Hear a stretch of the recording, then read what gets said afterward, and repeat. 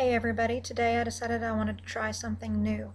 So I'm going to provide my version of the Fibro Warrior interview by video today. So I'm going to go through the normal questions that I ask in the interviews and share my answers. So first off, for those who don't know, my name is Julie Ryan and I'm from Huntsville, Alabama. I am married, have been for going on 8 years. We do not have kids and have chosen not to. We do have 2 cats, one of which you might see walking around behind me. And as of recently, I have decreased my work. Have been self-employed for over a decade and recently sold my business. I still work as a freelance writer and I do my blogging, and I've also gone back to school full-time. So that's keeping me pretty busy. In addition to that, what do I enjoy? I like to read a lot. Usually reading 2 or 3 books at a time. I try to alternate between fiction and nonfiction, usually one of each at the same time. Also enjoy poker in real life and online. It's something that my husband and I both enjoy together. We also like to travel around and visit local wineries and do wine tastings. I can't say that I know anything about wine really, other than that I like it and I know what I like and what I don't like, but I couldn't tell you what tastes like what, or what a great wine is. I was diagnosed with fibromyalgia in 2010. I was 34 at the time, I believe. And what led up to that was, in the couple of years before that, starting in 2008, I'd had a lot of issues with TMJ, jaw pain, extreme migraines, things like that, and we had kind of gotten that under control. And I was doing better, and then all of a sudden in the spring of 2010, I got hit with what I guess felt like the flu. I mean, I was just achy all over. I was running a low-grade temperature, but I was also taking a full load at school and didn't really have time to deal with it, so I just tried to ignore it as much as I could. Unfortunately, it didn't go away, and then in addition to that, I started having numbness and tingling in my arms and hands. I was having a severe pain in my head and my right eye area. And so I went to the neurologist with that on the recommendation of a good friend of mine whose mother had died from MS. She was really worried that I might have that. So I got checked out for that and everything came back okay. And we kept looking and nothing came, none of the tests or anything showed anything. So eventually I got referred to a rheumatologist and I was diagnosed with fibromyalgia. Through some of those tests, I was also diagnosed with cluster headaches, which they believe is the pain that I have in my eye occasionally. And it can get pretty extreme. Like I said, when all that went down, I was going to school full time. I was running my business, marriage was going well, all of that stuff. As I got sicker, I was less and less able to do things. I ended up dropping one of my classes before the semester was over. Was working less and less, and just generally was feeling worse and worse as time progressed. So that started in maybe February or March, and by that summer I really wasn't doing anything. I was barely leaving my bedroom.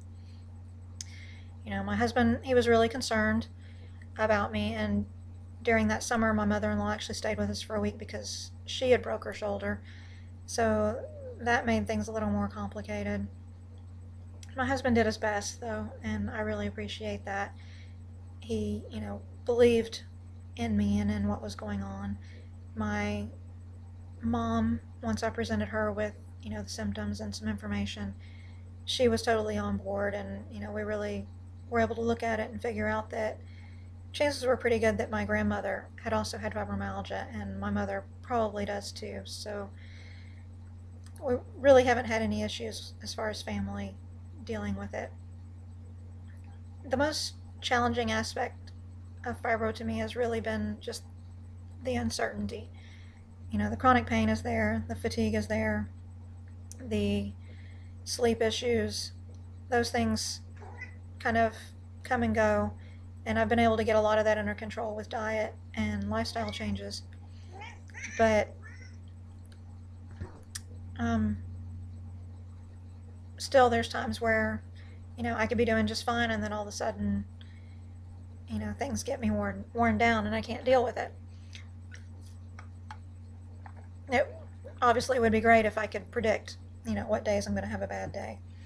And I have done a lot better with, learning how to pace myself and take those days when I don't feel good and rest instead of pushing harder than I need to.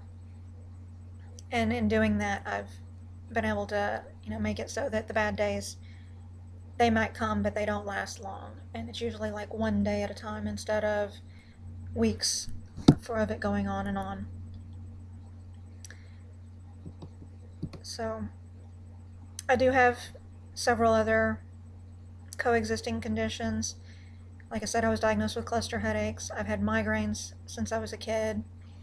In 2012, I was diagnosed with endometriosis, and I've been dealing with that along with some other unexplained pelvic and abdominal pain for a couple of years now. About a year ago, I was diagnosed with hypothyroid. I'm trying to think what else. I know there's other things. Seems like there's always more than you can remember. Irritable bowel syndrome. I still haven't figured out how to get that under control. I've gone gluten-free. I've done FODMAP diets.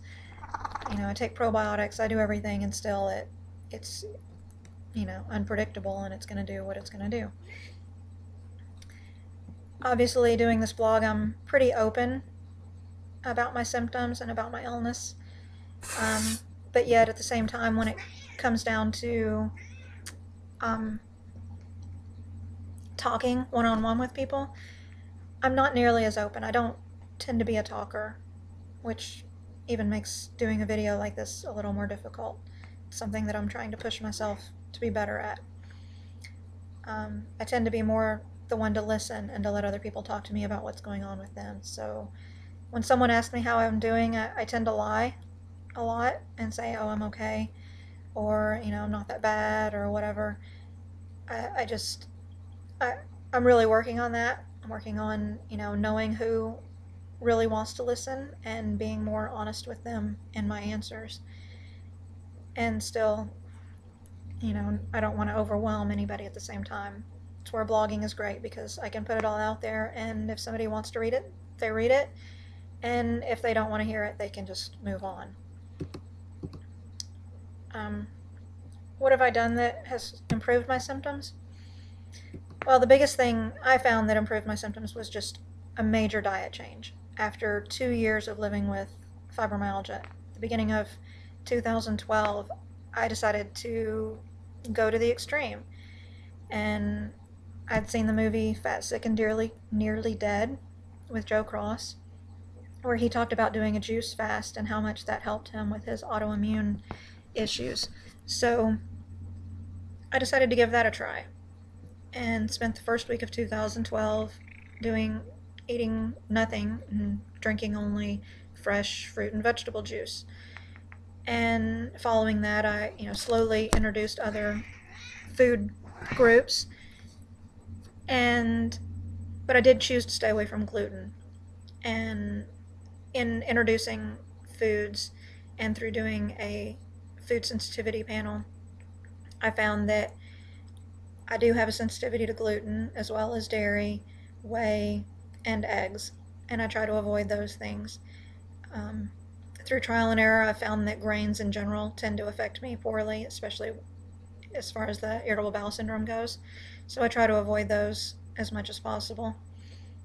But overall, making those diet changes really took me from feeling like crap most of the time to rarely having a full-on fibro flare. The worst I've had was following a surgery in 2013, or the end of 2012 actually. I had a pretty bad flare there, and then last year or I guess earlier this year, 2014, I hurt my shoulder really bad, and that led me into a pretty bad flare. But other than those, I've not really had anything that's exceeded more than like a day since I've made those diet changes. So I really do, attribute a big turnaround in my health to that.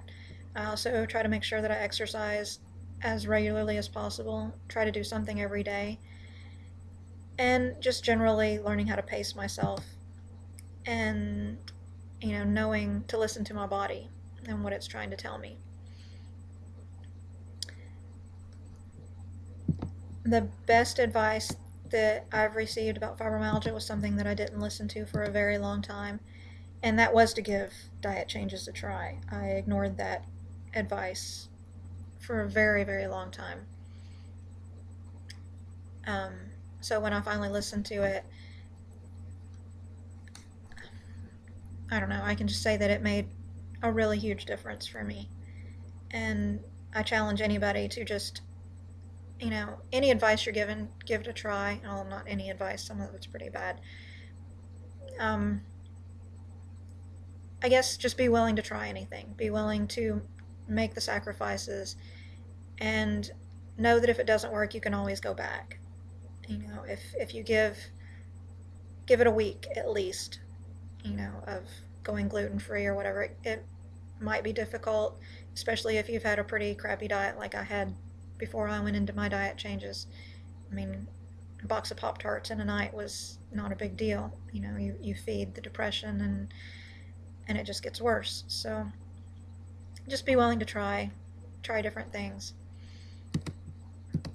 The worst advice that I followed, I don't I can't really think of any really bad advice that I followed, anything that really made me worse other than some of the medications. And I guess the advice I would say there is be willing to stand up and challenge your doctors. So if your doctor prescribes a medication and you know that it's not sitting well, stop taking it. Don't push through it just because the doctor says, oh, give it another week or give it 3 months or whatever. If the side effects are overwhelming you, you know your body better than any doctor is ever going to know your body. So listen to it.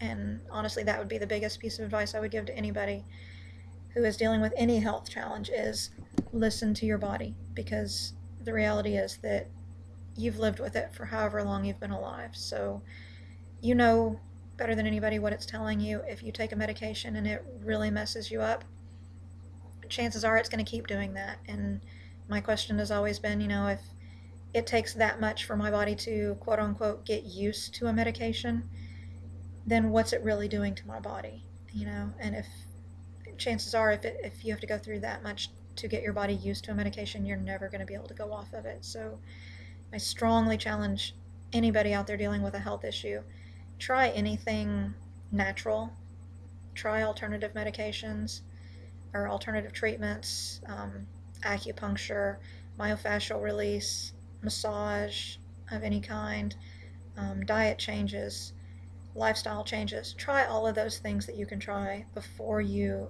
get on the medications, because quite honestly, some of those medications, once you get on them, you really can't get off of them. So that's really my best advice to anybody who's been newly diagnosed. And I hope you've gotten something out of my interview here, and I invite you to please come and check out my blog at countingmyspoons.com. So have a great day. Again, my name's Julie Ryan, and I hope we get to interact some more later. Thanks.